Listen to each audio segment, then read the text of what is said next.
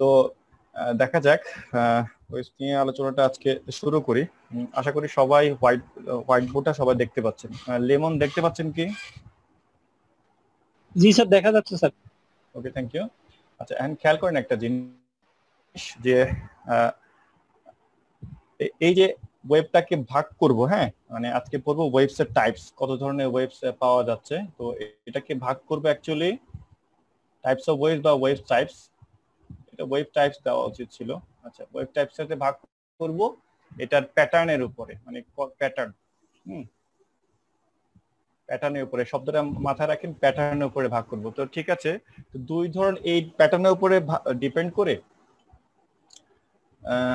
আচ্ছা, আমি অত্যন্ত আন্তরিকভাবে দুঃখিত যে ওয়েব টাইপসটা পড়ানোর আগে আমি আমরা তো ওয়েবটা পড়লাম, তো যেহেতু এর আগে একটা জিনিস একটু আলোচনা করে আসা ভালো।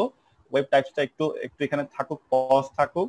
এর আগে একটা জিনিস আলোচনা করিনি, সেটা হচ্ছে ম্যাটেরিয়ালের উপর ডিপেন্ড করে, মানে মাধ্যমের উপর ডিপেন্ড করে ওয়েবকে কত ভাগে কতগুলো ওয়েব এখন পর্যন্ত পাওয়া গেছে। হ্যাঁ, আমার কথাটাকে বোঝা গেছে যে মাধ্যমের উপর ডিপেন্ড করে ওয়েব, কত ধরনের ওয়েব এখন পর্যন্ত নেচারে, প্রকৃতিতে আমরা ধরতে পেরেছি বা মানে এর অস্তিত্ব আমরা টের পেয়েছি। হ্যাঁ, তাহলে শুরু করি। প্রথম মানে ওয়েবস ওয়েবস কিসের উপর ডিপেন্ড করে? মিডিয়ামের উপর ডিপেন্ড করে, মাধ্যমের উপর ডিপেন্ড করে। তো প্রথম যে একদম যেটা নর্মাল যেটা, সেটা হচ্ছে ম্যাটেরিয়াল মিডিয়াম। ম্যাটেরিয়াল মিডিয়াম, হ্যাঁ, ম্যাটেরিয়াল মিডিয়ামটা কি? এই ধরেন সাপোজ এই যে পানির, এই যে বলতেছি যে এটা একটা ওয়াটার সারফেস। হ্যাঁ, ওয়াটার সারফেস। তো ওয়াটার এটা কি? ওয়াটারটা একটা এটা তো বস্তু, তাই না? এটাতে এটা তো একটা পদার্থ, বা এটা তো বডি আছে, এটা ফিজিক্যাল এক্সিস্টেন্স আছে। তো এর মানে কি? এটা একটা ম্যাটেরিয়াল। তো যেসব জিনিসের অস্তিত্ব আছে, হ্যাঁ, যেসব জিনিসের অস্তিত্ব আছে, যার ফিজিক্যাল এক্সিস্টেন্স আছে, সেই সেই মিডিয়ামগুলার কারণে যে ওয়েভ তৈরি হয় সেটাকে আমরা বলবো ম্যাটেরিয়াল ওয়েভ। হ্যাঁ, যেমন ধরেন এই যে পানির কারণে এখানে যে ওয়েভটা তৈরি হলো, এটাকে আমরা বলবো ম্যাটেরিয়াল ওয়েভ। ওকে, এখন ধরেন অথবা সাপোজ অন্য কোথাও, এই যে আমরা কথা বলছি, আমি যে কথা বলছি, এই কথাটা কি? এই যে এয়ার মলিকুল আছে, এয়ার মলিকুল, বাতাসে যে সব, মানে বাতাসের যে বিভিন্ন ধরনের কণা আছে, বাতাসের কণা আছে, এই কণা এটাও তো একটা মিডিয়াম, তাই না? বাতাসের কণার মাধ্যম, হ্যাঁ, মানে এয়ার মাধ্যম, বায়ু মাধ্যম। এই বায়ু মাধ্যমের সাহায্যে আমার কথাগুলো আপনাদের কাছে পৌঁছে যাচ্ছে। তো এটা কি আরেকটা কিসের, এটা আরেক ধরনের ম্যাটেরিয়াল মিডিয়াম। তার মানে একদম সোজা ভাষায় বলতে গেলে যে ফিজিক্যাল এক্সিস্টেন্স আছে এমন কিছু, হ্যাঁ, মানে আপনি ধরতে পারেন যেটা মানে অনুভব, যেটা ফিজিক্যাল এক্সিস্টেন্স যেগুলো আছে, সেই সেই মিডিয়াম গুলা যে ওয়েব তৈরি করবে তাকে আমরা সবসময় বলবো কি?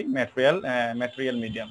আচ্ছা, এখন তাহলে নিশ্চয়ই যেহেতু ম্যাটেরিয়াল মিডিয়াম আছে, তাহলে আরেক ধরনের মিডিয়াম আছে, ওটাকে আমরা বলবো নন ম্যাটেরিয়াল মিডিয়াম। হ্যাঁ, নন ম্যাটেরিয়াল মিডিয়াম।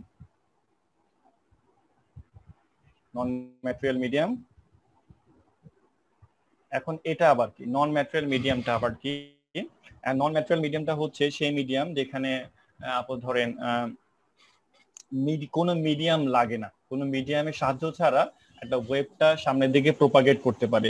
এই জিনিসটা আবার কেমন? আপনারা কি যেমন ধরেন একটা নাম শুনেছেন কিনা, ইলেকট্রোম্যাগনেটিক ওয়েভ।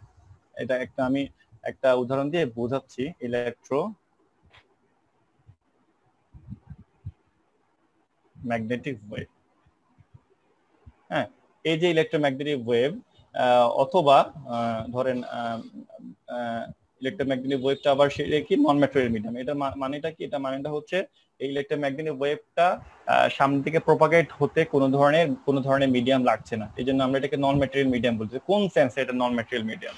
এখানে দেখেন, ইলেকট্রোম্যাগনেটিক ওয়েভ মানে এখানে দুটো জিনিস আছে, একটা হচ্ছে ইলেকট্রিক ফিল্ড,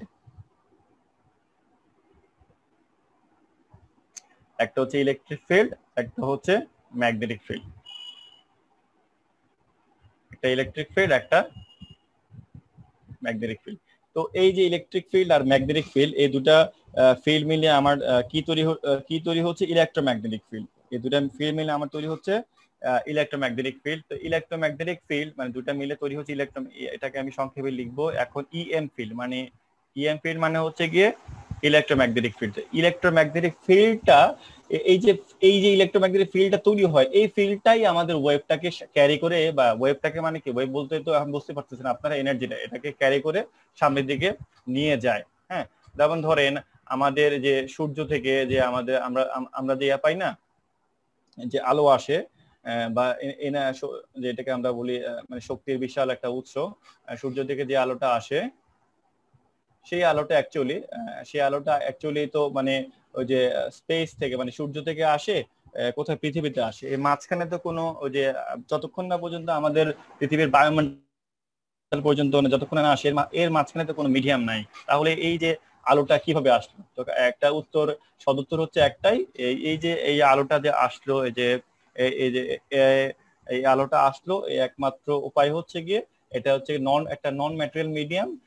যেহেতু ওখানে কোনো বাতাস বায়ু নাই, হ্যাঁ, স্পেসে তো কোনো, জানেন তো আপনারা, মহাশূন্য, শূন্য তো শূন্যই, মহাশূন্য মানে শূন্য, ভ্যাকুয়াম। ওখানে কিন্তু এমন না যে মহাশূন্য মানে হচ্ছে ওখানে বাতাস কিছু আছে, ওখানে কিছুই নেই, শূন্য মানে একদম শূন্য, জিরো। তো ওই যে শূন্যস্থানে আমার তাহলে আসে কিভাবে? একটাই ওয়ে, সেখানে হচ্ছে কিন্তু ইলেকট্রিক ফিল্ড এবং ম্যাগনেটিক ফিল্ড। আমি একটু দেখাই, এই যে একটা মনে করেন এই যে আমাদের একটা ওয়েভ, সে সামনের দিকে প্রোপাগেট হচ্ছে, এটা ইলেকট্রোম্যাগনেটিক ওয়েভ সামনের দিকে প্রোপাগেট হচ্ছে।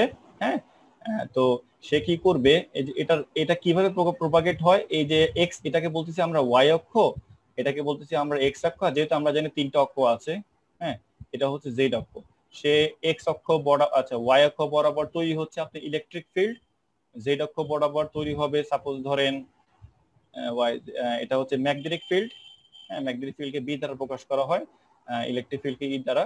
আর এই যে ইলেকট্রিক ফিল্ড আর ম্যাগনেটিক ফিল্ড মিলে যে ফিল্ডটা তৈরি হবে, এই যে এই ইলেকট্রিক ফিল্ড আর ম্যাগনেটিক ফিল্ড মিলে যে ফিল্ড তৈরি হবে, এটা হচ্ছে ইলেকট্রোম্যাগনেটিক ফিল্ড, যেটা আমি আঁকলাম সেটা হবে এক্স অক্ষ বরাবর। মানে এই যে ইলেকট্রিক ফিল্ড, ম্যাগনেটিক ফিল্ড, এই দুইটার সাথে একটা সাথে 90 ডিগ্রি কোণে থাকবে, এই দুইটা মিলে যে ফিল্ডটা তৈরি করবে মানে ইলেকট্রোম্যাগনেটিক ফিল্ড, সেটা আবার তাদের সাথে দুজন 90 ডিগ্রি থাকবে।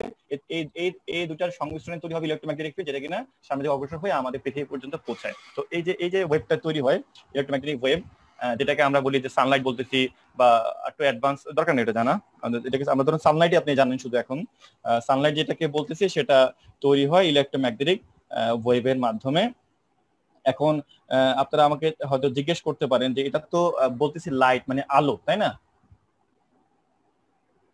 সানলাইট মানে তো লাইট, আলো, সূর্যের আলো। তো সূর্যের আলো, মনে রাখবেন, সূর্যের আলো মানে যে কোনো ধরনের আলো অ্যাকচুয়ালি হচ্ছে গিয়ে বা হ্যাঁ, যে কোনো ধরনের আলো অ্যাকচুয়ালি হচ্ছে গিয়ে, বা আমাদের যে ভিজিবল আলো বা যে কোনো ধরনের আলোই ধরে, সেটা হচ্ছে এই লাইটকে ভাঙলে, আর অ্যাকচুয়ালি লাইটটা বা আলোটা হচ্ছে কি ইলেকট্রিক ফিল্ড এবং ম্যাগনেটিক ফিল্ডের সংমিশ্রণ। মানে লাইট যদি এখন একটু ডিফিকাল্ট হয়ে যায় আপনাদের লেভেলটার জন্য, কিন্তু সোজা কথা হচ্ছে গিয়ে লাইটের মধ্যে দুটো জিনিস থাকে, একটা হচ্ছে ইলেকট্রিক ফিল্ড, একটা হচ্ছে ম্যাগনেটিক ফিল্ড। এই দুটো সংমিশ্রণে তৈরি হয় আমাদের ইলেকট্রোম্যাগনেটিক ফিল্ড, যেটাকে আমরা সোজা ভাষা যেটাকে আমরা বলি লাইট বা এনার্জি। ওকে, ইএম ফিল্ড। এই তো গেল আমাদের দুই নাম্বার টাইপস ওয়েভের। আর 3 নাম্বার যদি আমি দিই, 3 নাম্বার হচ্ছে গিয়ে মেটার ওয়েভস। স্যার আমার একটা প্রশ্ন। কে বলছেন? মাসুদ রানা, হ্যাঁ বলেন। স্যার লাইট যেহেতু একটা ইলেকট্রোম্যাগনেটিক ওয়েভ, স্যার তাহলে কোনো ম্যাগনেটিক ফিল্ড লাইট থেকে প্রভাবিত করে কিনা, এই প্রশ্নটা জানার জন্য। আরেকবার। স্যার লাইট তো একটা ইলেকট্রোম্যাগনেটিক ওয়েভ, তো স্যার কোনো ম্যাগনেটিক ফিল্ড কি লাইটকে প্রভাবিত করে? একটা লেজার লাইট বা যে কোনো লাইটকে, সিঙ্গেল রে লাইটকে যদি আমি কোনো ম্যাগনেটিক ফিল্ডের আশেপাশে করে, তাহলে কি সেই লাইটটা সঙ্গটাকে কোনো প্রভাবিত হবে? লেজার মানে একটা মনোক্রোমেটিক লাইটকে, যে কোনো একটা লাইটকে, যে কোনো একটা লাইটকে হ্যাঁ, আমি যদি কোনো একটা ম্যাগনেটিক ফিল্ডের কাছাকাছি দিয়ে প্রভাবিত আশেপাশ দিয়ে আমি পাস করি বা ম্যাগনেটিক ফিল্ডের উপর দিয়ে পাস করি, তখন কি ওই ইলেকট্রোম্যাগনেটিক ফিল্ডটা কি কোনো প্রভাবিত হয়, বিকৃত হবে, বা নাকি যেরকম আছে সেরকমই থাকবে? যেরকম আছে ওরকম থাকবে, এটা একটা রিজন আছে। হ্যাঁ, আপনার প্রশ্নটা খুবই চমৎকার, যে আসলে যেহেতু আমি বলতেছি ই ফিল্ড আর বি ফিল্ড, দুইটা ফিল্ড মিলে আমার ইএম ইলেকট্রোম্যাগনেটিক ফিল্ডটা তৈরি হয়। সেক্ষেত্রে যদি এই যে একটা লাইট পাস হচ্ছে এখানে যদি আমি একটা চুম্বক রাখি বা একটা ম্যাগনেটিক ফিল্ড রাখি, তাহলে এই ম্যাগনেটিক ফিল্ডটা আসলে দৃশ্যমান ওগুলো কিছু আপনি দেখবেন না, কিন্তু এর একটা কি আছে, মানে কি বলবো, এর একটা ইফেক্ট তো আছেই, যেটা হচ্ছে কি, যেটাকে আমরা বলি রিলেটিভিস্টিক ইফেক্ট। এটা আপনার মানে কি বলবো, এটা তাহলে আমি ভিন্নভাবে আপনার সাথে আলোচনা করতে হবে। আমি কথাকে বুঝতে পারছেন?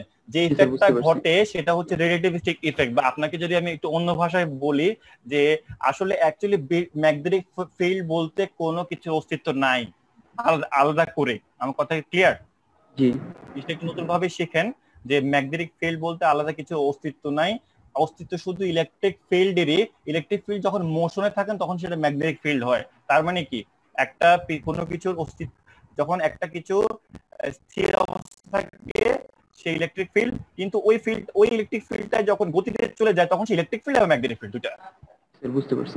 তার মানে এখানে একটা রিলেটিভিটি, আপেক্ষিকতার ব্যাপার আছে। ঠিক আছে, এই ইফেক্টটা হয়, অবশ্যই ইফেক্ট আছে, বাট সেটা কি, মানে ইফেক্টটা হচ্ছে এমন যে ম্যাগনেটিক ফিল্ডের ক্রিয়েশনই হয় আপনার ভেলোসিটির কারণে। জি স্যার। ওকে, এখন দেখেন আরেকটা প্রশ্ন ছিল, গত ক্লাসেই ছিল, একজন করেছিল যে মেটার ওয়েভস, বা ওই যে আমি বলছি এই ক্লাসে বলবো। তো ওনার প্রশ্নের উত্তর হচ্ছে মেটার, 3 নাম্বার যে ওয়েভটা সেটা হচ্ছে মেটার ওয়েভস। তো প্রথমে ছিল ম্যাটেরিয়াল ওয়েভ, এরপর নন ম্যাটেরিয়াল ওয়েভ, থার্ড হচ্ছে মেটার ওয়েভস। মেটার ওয়েভস জিনিসটা কি?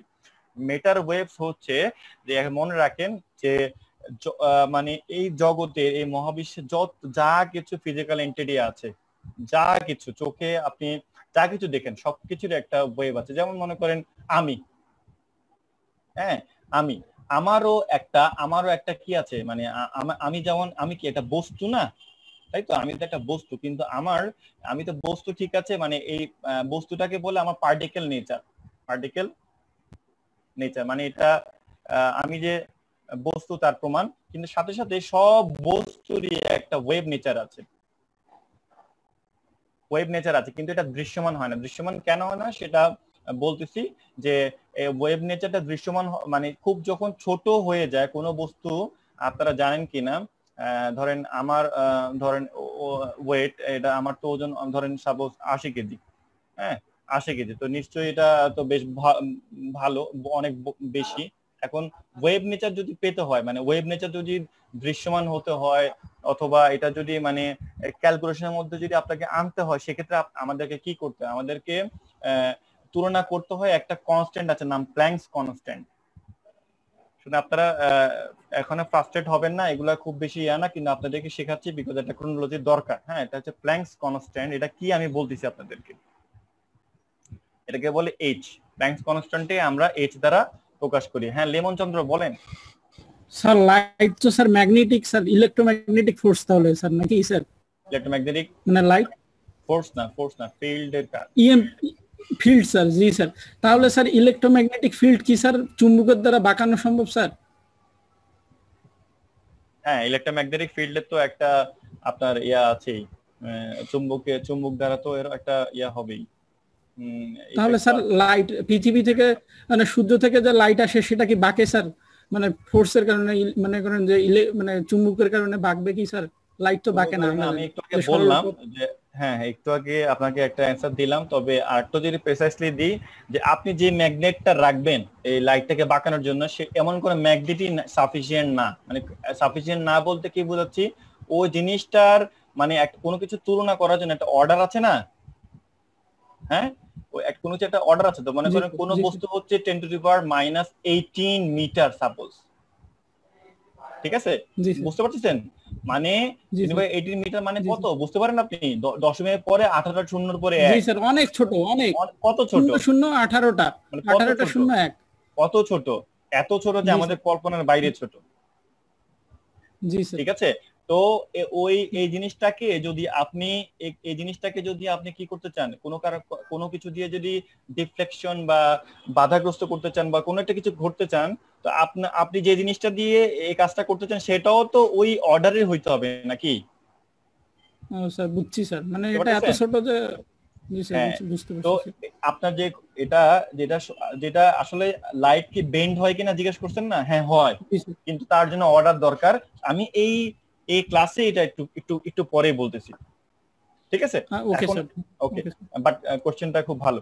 এখন দেখেন ওয়েভ নেচারটা প্ল্যাঙ্কস কনস্ট্যান্ট বলতেছিলাম। প্ল্যাঙ্কস কনস্ট্যান্ট হচ্ছে গিয়ে মানে কোনো বস্তু কত ছোট হতে পারে, যদি সোজা ভাষায় বলি যে কোনো বস্তু কত ছোট হতে পারে তার একটা তুলনা আর কি। তো প্ল্যাঙ্কস কনস্ট্যান্ট, প্ল্যাঙ্ক হচ্ছে একজন বিজ্ঞানী নাম, সেই অনুসারে তারা এটাকে বলে প্ল্যাঙ্কের ধ্রুবক। তার সেটা মান হচ্ছে 10⁻34, 10⁻34 এই রেঞ্জে।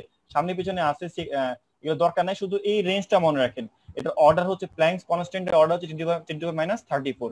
তাহলে ওয়েভ নেচার যদি কোনো কিছু ওয়েভ নেচার যদি পেতে হয়, তাহলে আমরা কোনো বস্তুকে এটার সাথে এই প্ল্যাঙ্কস কনস্ট্যান্টের তুলনা করে দেখব। যদি দেখি যে তার সাথে তুলনা করা যাচ্ছে, তাহলে একটু খেয়াল করেন তো। 34, এই যে আমার ওজন হচ্ছে 80 কেজি, আর ওয়েভ নেচার পেতে হলে কোনো কিছুকে 10⁻34 অর্ডারে যেতে হবে। তো এটা কি দুটো তুলনা হয়? কোনো ভাবেই তুলনা হয়? বলতে গেলে অসম্ভব, তাই না? কোথায় 80 কেজি আর কিন্তু কোথায় শূন্যের পরে 34টা দশমিকের পরে 34টা শূন্য এইভাবে দিব, এরপর 1 বসবে। হ্যাঁ, মানে এটা আসলে আমরা তো এর কোনো সংখ্যায় আবিষ্কার হয় না এটাকে করার, যে মানে শব্দই বলা যায় না। যে আমরা বলি না ট্রিলিয়ন বিলিয়ন হাবিজাবি, কিছুই তো বলা যাচ্ছে না। মানে এককে আপনি কত ছোট টুকরা করতে পারবেন, ঠিক আছে? তো এটা তো সম্ভব না। তো এই কারণে তো আমার যদি মানে পৃথিবীতে বা মহাবিশ্বের সব কিছুরই পার্টিকেল নেচার যেমন আছে, তেমন ওয়েভ নেচারও আছে। হ্যাঁ, ওয়েভ নেচারটা দৃশ্যমান হয় না বা আমরা ধর্তনের মধ্যে নিই না। কারণটা কি? কারণটা হচ্ছে ওয়েভ নেচার পেতে হলে যে যে তার সাইজটা যেমন হতে হবে, সেই সাইজটা আমাদের অ্যাকচুয়ালি হয় না। তা কিন্তু কারো না কারো তো হয়। কার হয়? যেমন ইলেকট্রনের হয়। যেমন কার হয়? ইলেকট্রনের হয়, ঠিক আছে? ইলেকট্রনের হয়। ইলেকট্রনের ভর কত? ইলেকট্রনের ভর হচ্ছে 9.1 × 10⁻31 কেজি। দেখেন এই যে -31, এখানে -34, দেখছেন? এটা কিন্তু আবার কম্পারেবল, কি এর সাথে এটার কম্পারেবল। মানে -31 আর মানে বলা যায় যে মনে করেন একটা যদি হয় কোনো একটা যদি হয় 300 বা একটা যদি হয় 10,000, এটা হচ্ছে 1000, তো ওকে ফাইন, কম্পারেবল, তো কম্পেয়ার তুলনা তো করা যাচ্ছে। সেক্ষেত্রে ইলেকট্রন যেমন একটা পার্টিকেল বলি আমরা, মানে একটা কণা বলি। ইলেকট্রন একটা, সেই সাথে ইলেকট্রনটাকে একটা ওয়েভও। এটা খুব একটা অদ্ভুত জিনিস যদিও, কিন্তু এটা হচ্ছে কোয়ান্টাম ফিজিক্সের আন্ডারে। তো যেহেতু ওয়েভ বলতেছি আমি, তো আপনাদেরকে এই জিনিসটা আমি শেখায় রাখতেছি আর কি। ইলেকট্রন যেমন একটা পার্টিকেল, সিমিলারলি ইলেকট্রন কি একটা কিন্তু ওয়েভ। এই যে ওয়েভটা এটা কি, এই যে ওয়েভ বলতেছি, এই ওয়েভটা কি ধরনের ওয়েভ? এটা কি ম্যাটেরিয়াল ওয়েভ? না। এটা কি নন ম্যাটেরিয়াল ওয়েভ? না। এটা হচ্ছে গিয়ে এটা অ্যাকচুয়ালি কি বলবো, এটা অ্যাকচুয়ালি ওয়েভের কোনো প্যাটার্নের মধ্যেই পড়ে না। এই জন্য আমরা এটাকে বলি যে এটাকে আমরা একটা নাম দিয়েছি যে মেটার ওয়েভ। এটা বস্তুর মানে কোনো ফিজিক্যাল এক্সিস্টেন্স যার থাকে, তার এটা সেই ওয়েভটা তার থাকবেই। হ্যাঁ, এটাকে আমরা বলতেছি মেটার ওয়েভ, ম্যাটেরিয়াল ওয়েভ না, কিন্তু মেটার ওয়েভ। ওকে, এই হলো 3টা উদাহরণ ওয়েভের। আরেক ধরনের ওয়েভ আছে যেটা খুব রিসেন্টলি সায়েন্টিস্টরা বের করেছেন। খুব রিসেন্টলি বলতে খুবই মানে 2014 সালে সম্ভবত আবিষ্কার হয়েছে। এটার নাম 4 নাম্বার বিটার নাম, সেটার নাম হচ্ছে গ্র্যাভিটেশনাল ওয়েভ। আপনার নাম শুনেছেন হয়তো, গ্র্যাভিটেশনাল ওয়েভ। গ্র্যাভিটেশনাল ওয়েভটা কি? গ্র্যাভিটেশনাল ওয়েভ হচ্ছে, ধরেন আমরা তো জানি যে মহাবিশ্বের প্রত্যেকটা বস্তু m1 আর একটা বস্তু m2, এই প্রত্যেকটা বস্তুকে কি আকর্ষণ করে, কোনো বিকর্ষণ কিন্তু না, শুধু আকর্ষণ করবে। যেমন চাঁদ, সূর্য, আমি, আপনি, এই যে হোয়াইট বোর্ড, আমি, সব যা আছে পৃথিবীতে কেন মহাবিশ্বে যা আছে সবকিছু কি করে আকর্ষণ করে। এই আকর্ষণ বলটা আমরা নাম দিয়েছিলাম মধ্যাকর্ষণ শক্তি, মধ্যাকর্ষণ বল, তাই না? নিউটন নাম দিয়েছিল মধ্যাকর্ষণ বল। সেটা তো দিয়েছে প্রায় 300-400 বছর আগে, কিন্তু নতুন এই একটা ওয়েভ আবিষ্কার হয়েছে, যে ওনারা বলছেন এই মধ্যাকর্ষণ বলটা জন্য এই যে ধরেন যে M1 আর M2, এই যে এখানে যে একটা ফোর্স কাজ করতেছে, হ্যাঁ, একটা যে ফোর্স কাজ করতেছে, এই দুইটা ফোর্স, এই যে M1 M2 থেকে যে ফোর্স কাজ করে, এই ফোর্সটার কারণ হচ্ছে এখানে এই দুইটার মাঝখানে একটা ওয়েভ আছে। এই দুইটার মাঝখানে কি আছে? একটা ওয়েভ আছে। এই ওয়েভটা হচ্ছে, এই ওয়েভটার নাম হচ্ছে গ্র্যাভিটেশনাল ওয়েভ, মানে গ্র্যাভিটির কারণে, মধ্যাকর্ষণের, মানে দুইটা একটা বস্তুর সাথে আর একটা বস্তুর আকর্ষণের কারণে যে ওয়েভটা। তার মানে এখন তাহলে বুঝতে পারতেছেন যে সাপোজ আপনি কোথায় আছেন, আপনি হচ্ছে গিয়ে মাটির উপর দাঁড়ায় আছেন, ঠিক আছে, মাটির উপর দাঁড়ায় আছেন, আপনার সামনে আছে মনে করেন একটা, কি বলবো, সামনে যে কোনো একটা এটা কি বলবো এটা, ওকে ফাইন, একটা একটা মাইক্রোবাস আছে, ঠিক আছে। তাহলে মাইক্রোবাসও কি একটা বস্তু, আপনিও একটা বস্তু। তো তাহলে এই যে, তাহলে দুইটার মধ্যে কি থাকবে? অবশ্যই দুইটার মধ্যে কি থাকবে? একটা মধ্যাকর্ষণ বল থাকবে। তার মানে কি, আপনি ওনাকে টানবেন, উনিও আপনাকে টানবে, তাই তো? আচ্ছা, এখন এই যে দুইজনের মধ্যে যে আকর্ষণ বল, এই বলটা তৈরি হয় কি কারণে? দুইজনের মাঝখানে একটা ওয়েভ আদান প্রদান হয়। কিন্তু এই ওয়েভটার সিগনিফিকেন্ট না যদি বলি, এই ওয়েভটার মান এত এত এত এত এত ছোট যে কি, যে এটা কোনোভাবেই আমাদের মানে কোনোভাবেই আমাদের পক্ষে বোঝা ধরা সম্ভব না। যেমন ধরেন কিভাবে ওয়েভটা ধরবো বলেন তো? মনে করেন আপনি এই যে একটা, আপনার দুজনের মাঝখানে একটা ওয়েভ কাজ করতেছে, হঠাৎ করে এই মনে করেন একটা এই মাইক্রোবাসটা হর্ন দিল, তাহলে এই যে হর্ন কি একটা, এই যে একটা সাউন্ড ওয়েভ না, সেই হর্নটা এসে এটাকে ডিস্টার্ব করলো, ঠিক আছে। তাহলে আপনি এই ওয়েভটা থেকে আলাদা করবেন কিভাবে, যে কোনটা আসলে গ্র্যাভিটেশনাল ওয়েভ? অথবা আমি আরো একটা চমৎকার উদাহরণ দিয়ে বোঝাই, শুধু কত ছোট সেটা, গ্র্যাভিটেশনাল ওয়েভটা কত ছোট সেটা একটা উদাহরণ। একটা যদি পিঁপড়া যদি হেঁটে যায়, হ্যাঁ, রাস্তা দিয়ে, সে পিঁপড়া তার চারপাশে যে মাটির উপর দিয়ে হাঁটার কারণে একটা যে সাউন্ড তৈরি করে না, সেই সাউন্ডটা তো মানে আমাদের জীবনে সম্ভব না। সেই সাউন্ডটা তৈরি হয়, সে এসে পারে কি করে? তার মানে কি, এই যে সাউন্ডটা তৈরি হয়, সেই সাউন্ডটাই কত ছোট, কত কত ইনসিগনিফিকেন্ট, তার চেয়ে ইনসিগনিফিকেন্ট হচ্ছে আমার গ্র্যাভিটেশনাল ওয়েভ। কিন্তু এই গ্র্যাভিটেশনাল ওয়েভটা 2014 সালে নাকি 2014 সালে নোবেল পেয়েছিল এই ওয়েভটা আবিষ্কার করার জন্য লাইগো নামের একটা যন্ত্র দিয়ে। তাহলে আপনারা কি বুঝতে পারেন যে লাইগো নামের যে যন্ত্রটা, হ্যাঁ, আপনারা ইন্টারনেট সার্চে দেখবেন এই যন্ত্রটা কত সফিস্টিকেটেড, কত ধরনের অত্যাধুনিক যন্ত্র হলে এই ধরনের ওয়েভকে সে কি করতে পারে, এই ওয়েভকে তারা ডিটেক্ট করতে পারে। মজার ব্যাপার হলো গ্র্যাভিটেশনাল ওয়েভটা তারা যে ডিটেক্ট করেছে, সেটা করেছে প্রায় 130 কোটি বছর আগে। দুইটা ব্ল্যাক হোল সংঘর্ষ হয়েছিল কত বছর আগে? 130 কোটি বছর আগে। 130 কোটি, আপনারা তো জানেন মহাবিশ্বে কোনো কিছু হারায় যায় না। এই যে আমি কথা বলতেছি, হয়তোবা এনার্জির কারণে কিছুক্ষণ পরে, এই যে শব্দটা বললাম, এই কিছুক্ষণ শব্দটা অল্প কিছুক্ষণ পরে হারায় যাচ্ছে বিকজ অফ এনার্জি। কিন্তু এটা কিন্তু এই আমাদের মহাবিশ্বে এই শব্দটা থেকেই যাচ্ছে। মানে এই জন্যই বলি শব্দের কি নাই, সৃষ্টি বা বিনাশ নাই, ধ্বংস বা বিনাশ নাই যেটাকে বলি।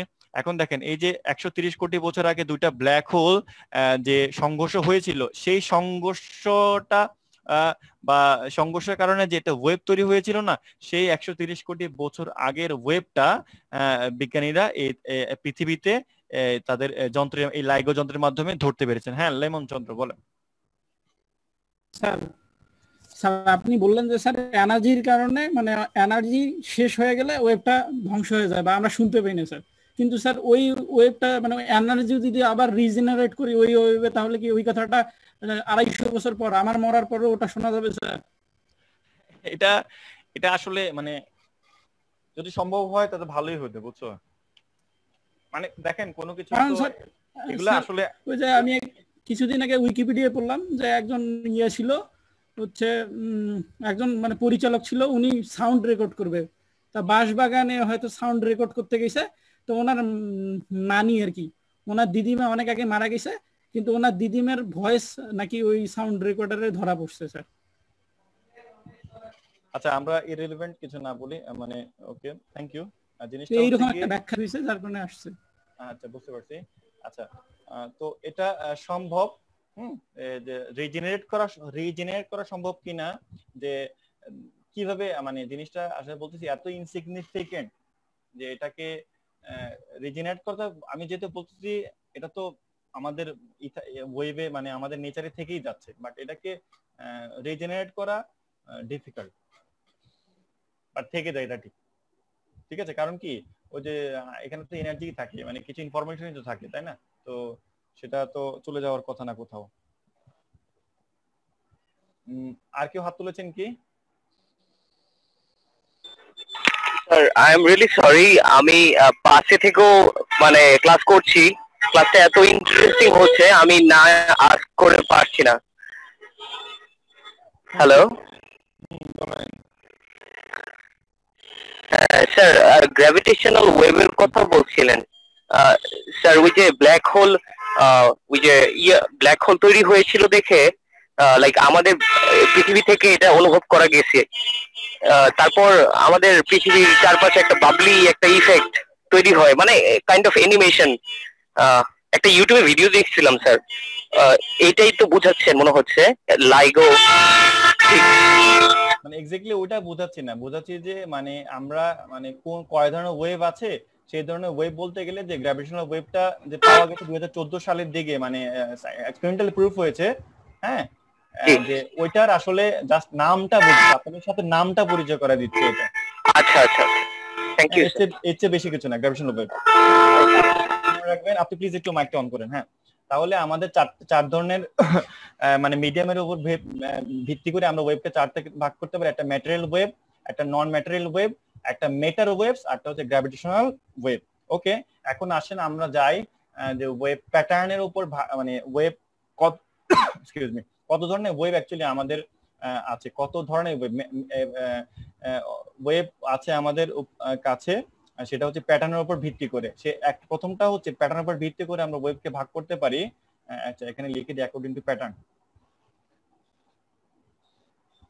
একটা হচ্ছে ট্রান্সভার্স ওয়েভ, ট্রান্সভার্স, হ্যাঁ, আর একটা কি সেটা পরে বলতেছি, আগে আমরা ট্রান্সভার্স ওয়েভসে পড়াশোনাটা শুরু করি। আচ্ছা, ট্রান্সভার্স ওয়েভটার জন্য আমরা আবার আগের জায়গায় যাব, যে ধরেন সাপোজ আমি যে প্রথম ক্লাসে যেটা দেখিয়েছিলাম, একটা আমি কোন যে আমার সামনে একটা মিডিয়াম আছে, মিডিয়ামে অনেকগুলা মলিকুল আছে, যে কোনো মলিকুল, আমি সবচেয়ে ভালো এটাকে ধরে নিয়ে যে ওয়াটার মলিকুল, হ্যাঁ, ওয়াটার মলিকুল। খেয়াল করেন ট্রান্সভার্স ওয়েভ কোথায় তৈরি হয়, মনে রাখবেন ট্রান্সভার্স ওয়েভ সবসময় তৈরি হয় সারফেসে। এই কথাটা মানে কি, যে দেখেন এখানে হচ্ছে ওয়াটার ওয়েভ, এটা মনে করেন একটা পুকুর, হ্যাঁ, পুকুরের মধ্যে কি আছে, সব তো এখানে পানি, আর উপরে কি আছে, বাতাস, এয়ার। একটা হচ্ছে এয়ার, একটা হচ্ছে ওয়াটার, হ্যাঁ, এয়ার আর ওয়াটার। এই যে সারফেস, এই সারফেসে যে ওয়েভটা তৈরি হবে, সেই ওয়েভটা হবে সবসময় ট্রান্সভার্স ওয়েভ। এখন ট্রান্সভার্স ওয়েভ এটা অবশ্যই মাথায় রাখবেন, ট্রান্সভার্স ওয়েভ সবসময় সারফেসে তৈরি হয়, সবসময় সারফেসে। এটা একটা ভালো একটা জিনিস। এখন দেখেন কিভাবে তাহলে কিন্তু সারফেসে তৈরি হয়, এটা আমরা বা ট্রান্সভার্স ওয়েভকে কিভাবে ডিফাইন করব। দেখেন এই যে সারফেসে তৈরি হলে আমি যদি কোনো একটা এনার্জি দিই, এই যে আগের ক্লাসের মতো বলি, এই পার্টিকেলটা এনার্জিটা এই পার্টিকেলকে ট্রান্সফার করবে, এরপর এটা এভাবে কি করবে, আমার ওয়েভটা কোন দিকে যাবে, সামনের দিকে অ্যাডভান্স হবে, ঠিক আছে, সামনের দিকে অ্যাডভান্স হবে। কিন্তু এই পার্টিকেল যে আছে সে ভাইব্রেশন করবে কোন দিকে, উপরের দিকে। তাহলে এখন খেয়াল করেন পার্টিকেলের ভাইব্রেশন হচ্ছে উপরের দিকে, উপরে নিচের দিকে, বা আমরা শুধু একটা ধরে আপাতত উপরের দিকে, আর আমার যে ওয়েভ মানে এনার্জি ট্রান্সফার হবে সেটা হচ্ছে কোন দিকে, সামনের দিকে। কারণ দেখেন পার্টিকেল অসিলেশনের মানে পার্টিকেল অসিলেশন এবং ওয়েভের যে প্রপাগেশন, এটাকে আমরা বলবো ওয়েভ প্রপাগেশন মানে প্রবাহ আর কি, হ্যাঁ, যে ওয়েভ প্রপাগেশন, আর এটা হচ্ছে পার্টিকেল অসিলেশন বা ভাইব্রেশন, পার্টিকেল অসিলেশন। ভাইব্রেশন যেটাই বলেন। এই যে পার্টিকেল অসিলেশনের ডিরেকশন কোন দিকে? উপরের দিকে। আর ওয়েভের প্রপাগেশনের ডিরেকশন কোন দিকে? মানে দিকটা কোন দিকে? এই দিকে। মানে একটা হচ্ছে উপরের দিকে, একটা হচ্ছে এই পাশে। এই দুটো মাঝখানে অ্যাঙ্গেল কত? 90 ডিগ্রি। যদি কোনো সময় দেখেন যে পার্টিকেল অসিলেশনের ডিরেকশন এবং ওয়েভ প্রপাগেশনের ডিরেকশন একে অপরের সাথে রাইট, এটা হচ্ছে আমাদের ট্রান্সভার্স ওয়েভ। জিনিসটা আশা করি বোঝা গেল। তাহলে এটা একটু সুন্দর করে যদি লেখার চেষ্টা করি আমরা, তাহলে জিনিসটা কি দাঁড়ায়? অসিলেশন, আচ্ছা এটা একটু সিম্পলি একটু লিখে দিই এখানে, মাথায় রাখবেন। জিনিসটা হচ্ছে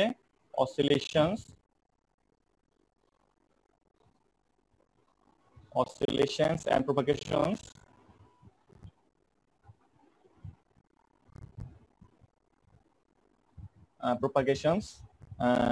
are at right angle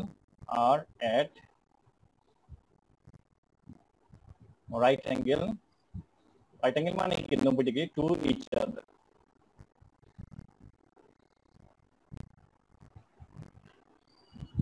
right angle to each other. তাহলে এটা হচ্ছে কি? Transverse wave.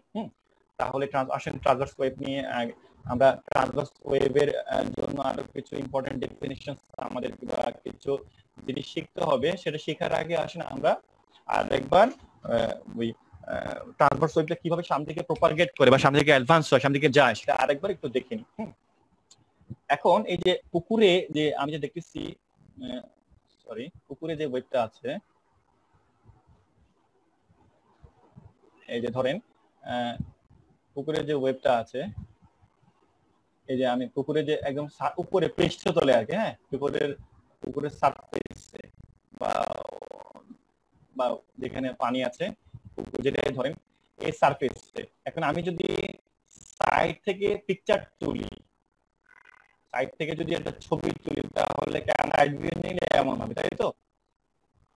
কিন্তু একটা সাইড থেকে দেখবেন, উপর থেকে না, কিন্তু উপর থেকে দেখলে দেখবেন হচ্ছে গিয়ে সম্ভবত এমন, তাই না? এইভাবে ছড়ায়। তাহলে আমরা এইভাবে এমন দেখি সাইড থেকে। এখন দেখেন এই সাইড থেকে আমরা কি দেখতে পাচ্ছি? এই যে আমার ভাইব্রেশনের কারণে আমার ওয়েভটা সামনের দিকে এইভাবে অগ্রসর হচ্ছে। তো এখন আমি যেটা আপনাকে জিজ্ঞেস করি, আমি যেটা আপনাকে একটা ইম্পর্টেন্ট জিনিস জিজ্ঞেস করি, যে কোনো একটা মুহূর্তে এই যে পার্টিকেল গুলো ভাইব্রেশনের ডিরেকশন কোন দিকে, যেমন আমি যদি ঠিক এই মুহূর্তে যখন একটা জিনিস বললেই শুধু এটা বলতে যাচ্ছে যে আমার ওয়েভটা সামনে দিকে অগ্রসর হচ্ছে, এই হচ্ছে আপনাদেরকে আমি ইনফরমেশন দিলাম। এখন আমি আপনাদেরকে বললাম এই যে পার্টিকেলটা অথবা এই যে এই পার্টিকেলটা, এই পার্টিকেলের ডিরেকশনটা কোন দিকে হবে? মানে সে উপরের দিকে যাবে না, কারণ পার্টিকেল ডিরেকশন মানে বুঝতে শুনতে ভাইব্রেশন কিন্তু হয় উপরে যায় না নিচে যায়। গত ক্লাসে এটা দেখেছি। এখন আমাকে আপনারা বলবেন এই পার্টিকেলের ডিরেকশন ঠিক এই মুহূর্তে পরে কোন দিকে হবে, উপরে না নিচে? এই পার্টিকেলটা বলবেন আর এই পার্টিকেলটা বলবেন। আমি একজনকে জিজ্ঞেস করব, আমি যে কোনো একজনকে জিজ্ঞেস করব, আপনি আমাকে বলবেন সেটা।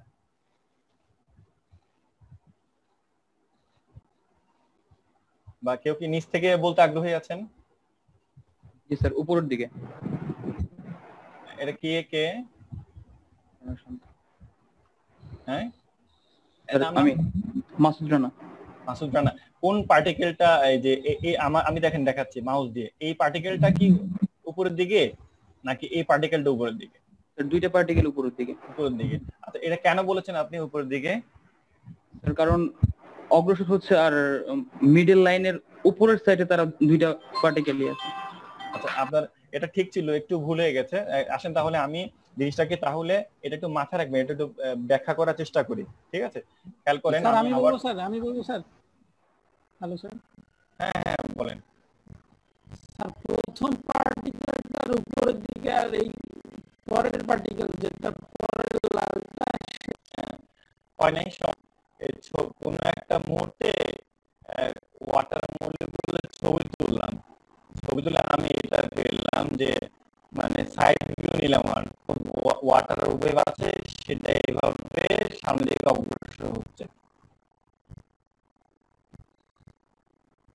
তাই না? এগুলো আমি আপনাদেরকে জিজ্ঞেস করেছিলাম যে সাপোজ মনে করেন, আচ্ছা এই যে এখান থেকে পার্টিকেলটা এটা এই যে পজিশনটা, এই পার্টিকেলটার মেইন পজিশন কোনটা, সেটা হচ্ছে এখানে মেইন পজিশন, তাই না? এই পার্টিকেলটার এখানে ছিল, সে লাফ দিয়ে এর উপরে তো উঠতে পারবে না। আর সর্বনিম্ন যে অবস্থানটা, মানে একটা পার্টিকেল, এই পার্টিকেলটাই ও ইউ জি এস, ঠিক আছে? তো এই পার্টিকেলটা দেখেন সর্বনিম্ন অবস্থানে নেমেছে, সে ট্রাফে পৌঁছে গেছে। তাহলে আমি বলতে চাচ্ছি ইমিডিয়েট পরের মুহূর্তে এই পার্টিকেলের অবস্থান কি হবে? ইমিডিয়েট পরের মুহূর্তে এই পার্টিকেলের অবস্থান কি হবে? সে নামবে নিচের দিকে, কারণ সে তো সর্বোচ্চ অবস্থানে উঠে গেছে, তাই না?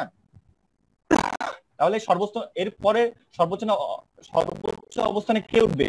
এ উঠবে, এরপরে এ উঠবে, তাই না? আর এ কি দেখেন, এই পার্টিকেলটা খেয়াল করেন, এই পার্টিকেলটা কি করবে? এই পার্টিকেলের সর্বনিম্ন পজিশনে নেমে গেছে, সে তো আর নিচে নামবে না, সে কি করবে? সেও কি উপর দিকে উঠবে। এই পার্টিকেলটা সর্বনিম্ন পজিশনে সে নামে নেয়, তাকে কি হবে? দেখেন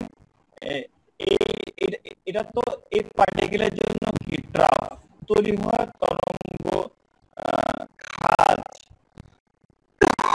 লোয়েস্ট পয়েন্টে তাকে কি করতে হবে? তৈরি এই পার্টিকেলটাকে যদি ট্রাফ হইতে হয়, মানে সবচেয়ে নিচে নামতে হয়, তাকে কিন্তু নামতে হবে, এই পার্টিকেলটা কিসে নামতে হবে।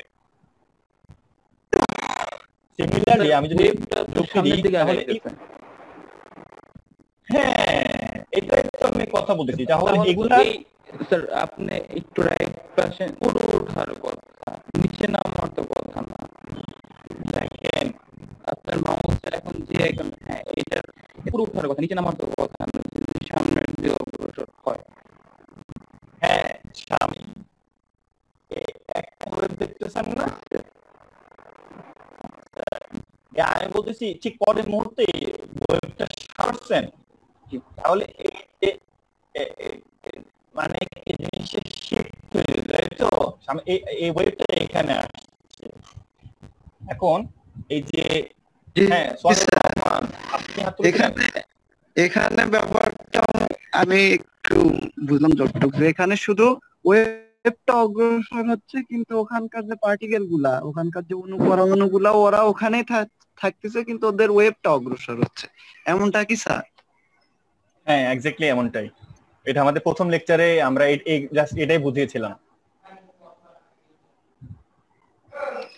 ওকে স্যার, ধন্যবাদ। যে ক্যারি করছিলেন উনি, যার সাথে আমি কথা বলছিলাম, উনি কথা বলতে থাকুন আমার সাথে। দেখেন এই যে আমার কথা হচ্ছে দেখেন এটা হয়ে গেছে, যেমন এর আগেরটা দেখেন, এই যে পয়েন্টটা এই যে ক্রেশ হয়েছে, তার এটা কি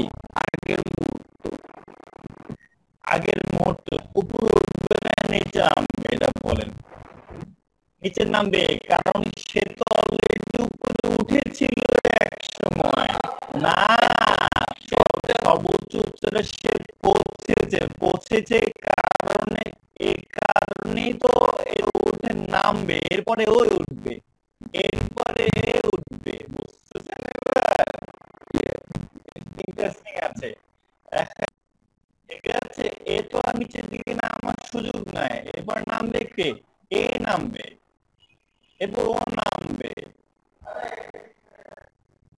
এবার এ কি করবে? উপর উঠবে, এ উপর উঠবে, এই যে একটা ওয়েভের অর্ধেকটা উপর ওয়েভ তৈরি হয় অ্যাকচুয়ালি। জিনিসটা খুব ইন্টারেস্টিং কিন্তু। হ্যাঁ, ওকে, এবার দেখেন এটা তো যে আমাদের এটাকে যে বলি, হ্যাঁ, এই যে কোন একটা বিশেষ মুহূর্তে একটা পার্টিকেলের অবস্থান, এটাকে বলি আমরা, বা পার্টিকেলের দশা, এটাকে বা একটা বা সম্মিলিত ভাবে বলি একটা ওয়েভের দশা, অবস্থাটা কি, হ্যাঁ বলি না আমার দশা, আমরা বলি না বাংলায় যে আমার অবস্থা খুব খারাপ, দশা খুব খারাপ, বলি না আমার ফেস ভালো যাচ্ছে না। এই যে এগুলো হচ্ছে গিয়ে যে ওয়েবটা যে তৈরি করে, যে পার্টিকেল গুলো নিয়ে অ্যাকচুয়ালি ওয়েবটা তৈরি হয়েছে, তাদের বিশেষ বিশেষ বা তাদের নির্দিষ্ট মুহূর্তে এবং ক্ষুদ্র মুহূর্তে এখানে আসছে। হ্যাঁ, অবস্থা মানে হচ্ছে সে উপরের দিকে যাবে নাকি সে নিচের দিকে যাবে, ঠিক আছে, কাঁপতে থাকবে। আচ্ছা, তাহলে এই যে এটাকে বলি আমরা ফেজ, এটা হচ্ছে কি একটা ওয়েভের পার্টিকুলার মুহূর্ত তার ফেজ।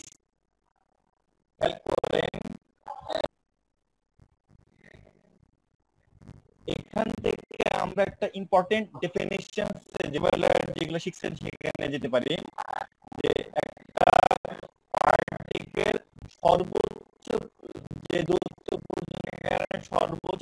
পর্যন্ত রেখাটা বাঁকা হয়ে গেল, একটা পার্টিকেল সর্বোচ্চ যে দূরত্ব পর্যন্ত উঠতে পারবে তাকে আমরা বলবো অ্যামপ্লিটিউড। এটাকে আমরা কি বলবো? অ্যামপ্লিটিউড। তার মিন পজিশন থেকে সর্বোচ্চ উপরের দিকে যতটুকু উঠতে পারবে সেটাকে বলবো আমরা অ্যামপ্লিটিউড। আচ্ছা, আবার একটা ডেফিনিশন আমরা যেতে পারি যে দুইটা পার্টিকেল সেম ফেজে আসা পর্যন্ত, দুইটা পার্টিকেল সেম বলবো, তাকে আমরা বলবো ওয়েভলেন্থ। যেমন ধরেন এখানে যদি আমি আঁকি, ধরেন একটা ওয়েভ শুরু হয়ে আবার এই পজিশনে আসছে, এটা একটু দূরত্বকে আমরা বলবো ওয়েভলেন্থ। এই যে একটু দূরত্বকে আমরা বলবো কি ওয়েভলেন্থ। এখানে আপনারা যেদিকে ভাইব্রেশন হবে এই পার্টিকেলের ভাইব্রেশন একটু চিন্তা করে দেখবেন, এই পার্টিকেলের ভাইব্রেশন যেখানে হবে এই পার্টিকেলের ভাইব্রেশনও ঠিক একই দিকে হবে, করবে। সিমিলারলি দেখেন আমি যদি ওয়েব থেকে অবস্থা সেম, এটাও নিচের দিকে যাবে, এটাও নিচের দিকে যাবে, এই জন্য আমরা তাকে কি বলবো? সেম ফেজে আছে। এটাকেও ল্যামডা দ্বারা প্রকাশ করি, ল্যামডা, এটাকে বলি ল্যামডা, এটাকে বলি আমরা ওয়েভলেন্থ, এটাকে বলি আমরা মানে কি একটা পূর্ণ কম্পন, মানে পূর্ণ কম্পন মানে কি এটা পার্টিকেল যে ওটাকে বলি আমরা পিরিয়ড, টাইম পিরিয়ড, এটাকে বলবে ল্যামডা। এটা বলতেছি অ্যামপ্লিটিউডকে আমরা ক্যাপিটাল দ্বারা প্রকাশ করি অ্যামপ্লিটিউড। আচ্ছা, এই যে আমি এগুলা তো এখানে বুঝাই দিচ্ছি, আপনাদেরকে কিন্তু ডেফিনিশনসে আসবে যে হোয়াট ইজ ওয়েভলেন্থ, তাই না? এগুলো আপনাদের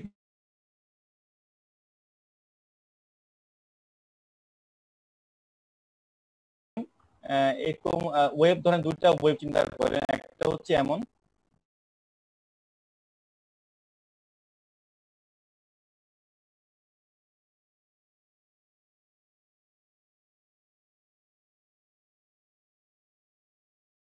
ইম্পর্টেন্ট আরেকটা জিনিস হচ্ছে আর কিছু জিনিস নাই, যেমন আর কিছু অ্যানালজি দরকার, সেটা হচ্ছে V is equal to F lambda, V is equal to এটা ওয়েভের ভেলোসিটি, ওয়েভের ফ্রিকোয়েন্সি আর ওয়েভলেন্থ, এই তিনটার মধ্যে সম্পর্ক। এটা খুবই সিম্পল জিনিস, আমি দেখালাম না, আপনারা এটা একটু দেখে নেবেন। V is equal to F lambda, এটা দরকার নাই আমাদের, শুধু এটা যেটা আমি মনে হয় এটা ছোটবেলায় পড়ে আসছে, V is equal to F lambda, এটা একটা রিলেশন। কিভাবে ওয়েভের ভেলোসিটিটা কিভাবে ফ্রিকোয়েন্সির সাথে আর কিভাবে ওয়েভলেন্থের সাথে সম্পর্কযুক্ত, কিভাবে V is equal to F lambda এই রিলেশনের মাধ্যমে সম্পর্কযুক্ত। আরেকটা জিনিস হচ্ছে F is equal to 1/t, F is equal to 1/t মানে ফ্রিকোয়েন্সিটা টাইম পিরিয়ডের ইনভার্স। টাইম পিরিয়ড যত বেশি হবে ফ্রিকোয়েন্সি তত কম হবে, ফ্রিকোয়েন্সি যত বেশি হবে টাইম পিরিয়ড তত কম হবে। বুঝতে পারছেন? দেখেন ফ্রিকোয়েন্সি যত বেশি ফ্রিকোয়েন্সি টাইম পিরিয়ড তত কমে গেছে। দেখেন টাইম পিরিয়ডটা সময় কম লাগবে। আবার যখন টাইম পিরিয়ড যত বড় ফ্রিকোয়েন্সি তত কম। দেখেন এখানে অনেক বড় টাইম পিরিয়ড, এই যে একটু পর্যন্ত টাইম পিরিয়ড বেশি, এখানে কি ফ্রিকোয়েন্সিও কম, মানে ওয়েভটা কতবার পূর্ণ কম্পন সম্পন্ন করছে? মাত্র একবার। পরে যেখানে কয়েকটা সম্পন্ন এই সেম টাইম পিরিয়ড যদি ধরেন, দেখেন যে এটা সমান টাইম পিরিয়ড যদি ধরেন, তাহলে দেখেন এখানে দুইবার ফ্রিকোয়েন্সি পূর্ণ কম্পন সম্পন্ন করে ফেলেছে। তাহলে সেই ক্ষেত্রে এটা হলো রিকোয়েশন কি সম্পর্ক, ফ্রিকোয়েন্সি এবং টাইম পিরিয়ড একে অপরের ব্যস্তানুপাতিক। আরেকটা জিনিস দেখেন, একটা নিচের দিকে যায় একটু,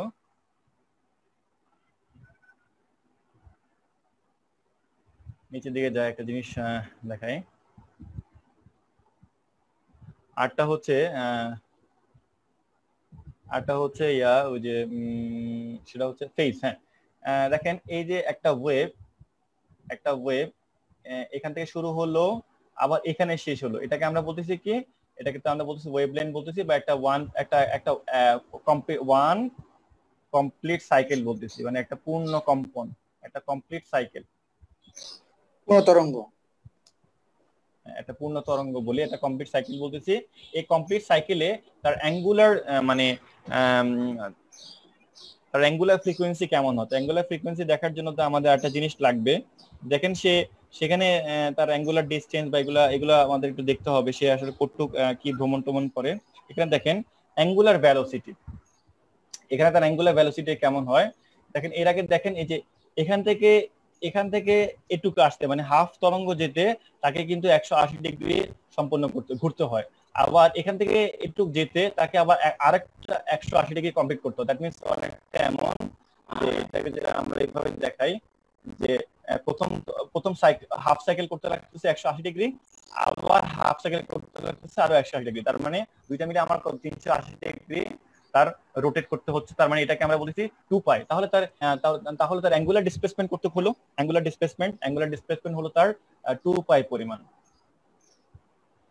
মানে একটা কমপ্লিট সাইকেল সম্পন্ন করতে কৌণিক ভাবে তাকে কতটুক দূর অতিক্রম করতে হলো, সেটা হচ্ছে 2π পরিমাণ। ঠিক আছে, আচ্ছা এখন 2π পরিমাণ যদি হয় তাহলে সেটা একটার জন্য, হ্যাঁ একটার জন্য যদি 2π পরিমাণ হয়, ওই আমার ধরেন এফ সংখ্যক আছে, মানে ফ্রিকোয়েন্সি যদি আমি এফ সংখ্যক ধরি, এফ সংখ্যকের জন্য কত হবে, এই 2π এর সাথে আমরা গুণ দিলে আমি যেটা পাবো সেটাকে আমরা বলতেছি, হ্যাঁ গুণ দিলে আমি যেটা পাবো সেটাকে আমরা বলবো অ্যাঙ্গুলার ভেলোসিটি। এটাকে আমরা ওমেগা দ্বারা ডিফাইন করি। তা ওমেগা ইকুয়াল কত দাঁড়াচ্ছে, omega equal 2πf, omega equal কত 2πf।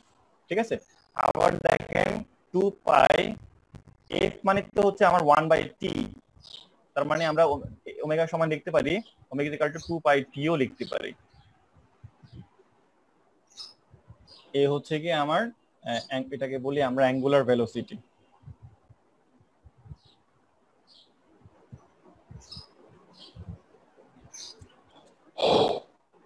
এটাকে বলবো আমরা অ্যাঙ্গুলার ভেলোসিটি। ঠিক আছে, এগুলো হচ্ছে কি আপনার ট্রান্সভার্স ওয়েভকে ডিফাইন করার জন্য যতগুলো টার্ম দরকার সেই ইম্পর্টেন্ট টার্মগুলো আমরা এখানে বললাম। সামনে আর একটা জিনিস আছে, ওটার সাথে আমাদের যে সেকেন্ড ওয়েভের যে আরেকটা প্যাটার্ন আছে সেটার নাম হচ্ছে, এখানে লিখি লংগিটিউডিনাল ওয়েভ। লংগিটিউড একটা তো হচ্ছে আমার ট্রান্সভার্স ওয়েভ, এটা আমি লিখলাম। লংগিটিউডিনাল ওয়েভ যেটা আমরা নেক্সট ক্লাসে আলোচনা করব, সেই ওয়েভটা রিলেভেন্ট আরো যে জিনিস থাকবে সেটা আমরা নেক্সট ক্লাসে আলোচনা করব। তো আজকের ক্লাসে এটুকু পর্যন্তই। লিমন চন্দ্র একটা প্রশ্ন করার কথা, এটা একটু প্রশ্নটা তাড়াতাড়ি করো। সেই লিমন চন্দ্র, হ্যাঁ, এবং ইয়াসিন মোহাম্মদ হোসেন দুইজন প্রশ্ন তাড়াতাড়ি করেন। হ্যাঁ স্যার কি যে প্রশ্নটা ছিল স্যার, তখন মানে সাপেক্ষে আর কি মনে পড়ছিল স্যার, এখন কেন জানি মনে নেই স্যার।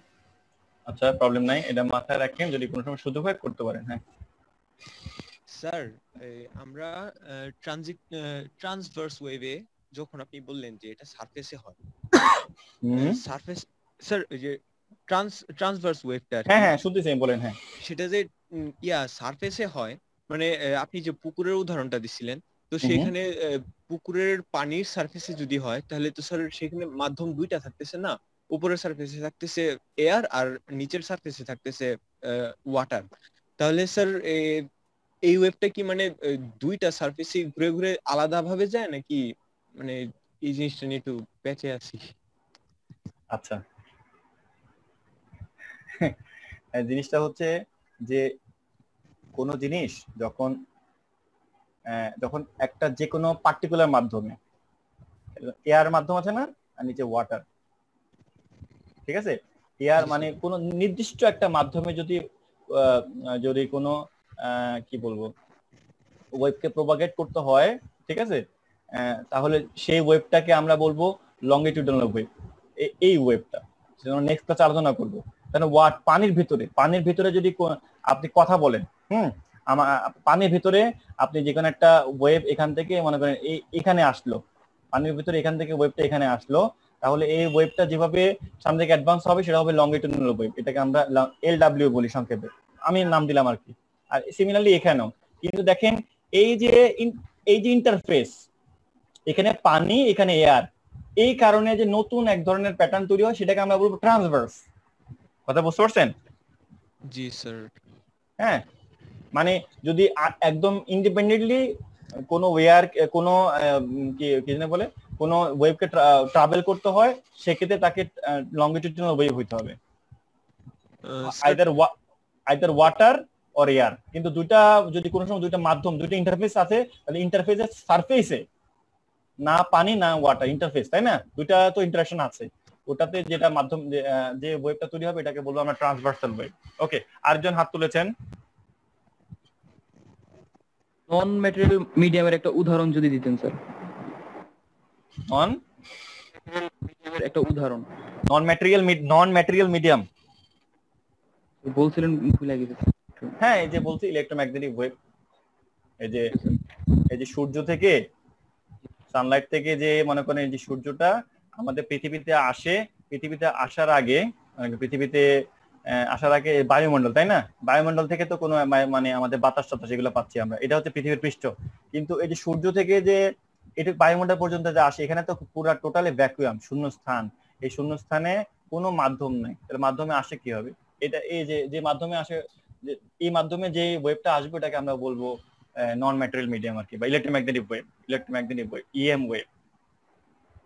স্যার বলছিলেন, ভুলে গেছিলাম স্যার। কোনো সমস্যা নেই। ওকে, আর কারো কোনো প্রশ্ন আছে?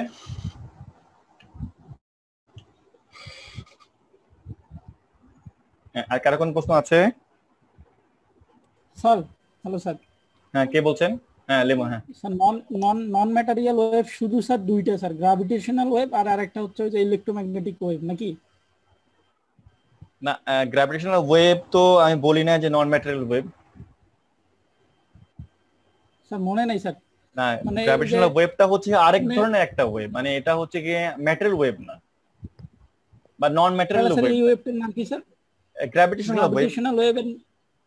হ্যাঁ, মানে ওটাই নাম? হ্যাঁ, গ্র্যাভিটি মানে মাধ্যাকর্ষণ শক্তির কারণে, মাধ্যাকর্ষণ শক্তি যে এই যে দুইটা বস্তু M1 আর আরেকটা বস্তু M2, যে কোনো দুইটা বস্তু, এই দুইটা বস্তুর যে আকর্ষণ হয় যে ওয়েভের কারণে, বা দুইটা বস্তুর মধ্যে আকর্ষণটা ট্রান্সফার হয় যে ওয়েভের কারণে, সেটা হচ্ছে গিয়ে গ্র্যাভিটেশনাল ওয়েভ। তাহলে স্যার নন ম্যাটেরিয়াল ওয়েভ শুধু একটাই, ইলেকট্রোম্যাগনেটিক ওয়েভ, আর তাছাড়া কোনো নন ম্যাটেরিয়াল ওয়েভের উদাহরণ নাই?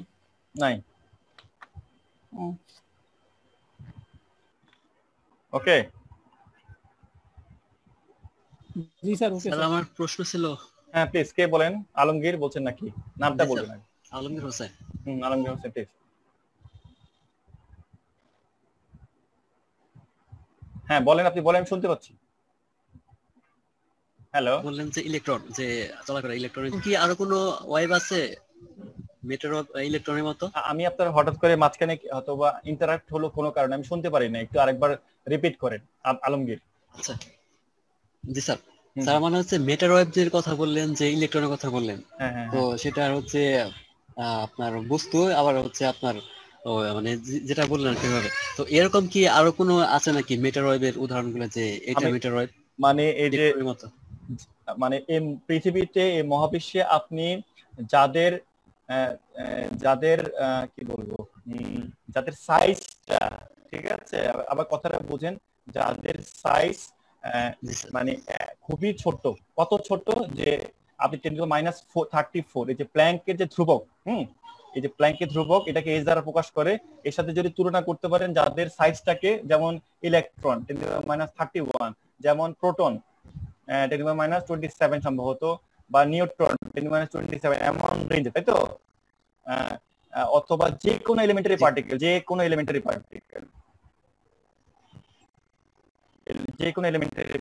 পার্টিকেল মানে কি সবকিছুকে ভাঙলে শেষ পর্যন্ত যা পাওয়া যায়। আপনারা জানেন তো যে অ্যাটম, তাই না? অ্যাটমের মধ্যে থাকে ইলেকট্রন, অ্যাটমকে ভাঙলে ভিতরে থাকে কি নিউক্লিয়াস, নিউক্লিয়াসের ভিতরে কি থাকে প্রোটন আর নিউট্রন থাকে,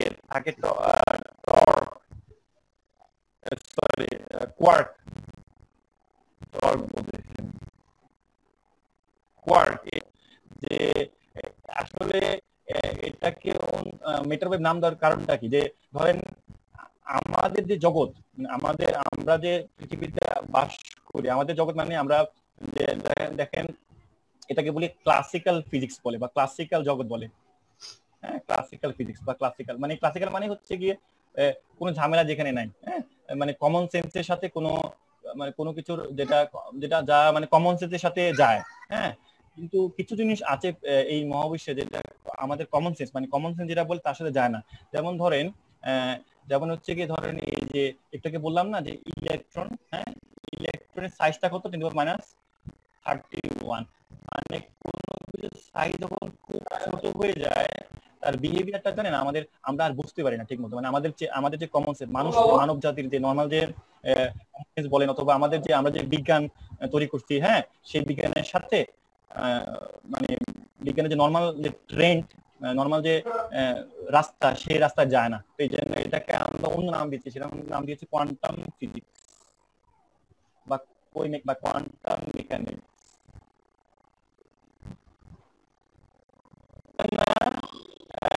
এটা আমরা হয়তো বা কেন যায় না সেটা বললাম যে কারণে যে এটা দেখেন মনে করেন আপনার হাতে একটা টেনিস বল আছে, হ্যাঁ, টেনিস বল ইলেকট্রনকে আপনি ইলেকট্রনকে টেনিস বল চিন্তা করেন, তো কোন সময় ইলেকট্রনটা একটা ঢেউ মানে ওয়েভ। হ্যাঁ, এটা কখন সম্ভব? যখন কোনো কিছু সাইজ খুব ছোট হয়ে যায়, মানে সে অদ্ভুত আচরণ করে, কখনো কখনো সে বস্তু, কখনো কখনো সে ওয়েভ। এটা সেই জগৎ দ্বারা গভর্ন। ওকে, আশা করি কিছু বুঝতে পারছেন না? ওকে, ধন্যবাদ। আজকে আমার তো ক্লাস শেষের পর্যায়ে মানে অলরেডি টাইম ওভার হয়ে গেছে, তো আমার ক্লাসটা এখানে শেষ করতে হচ্ছে।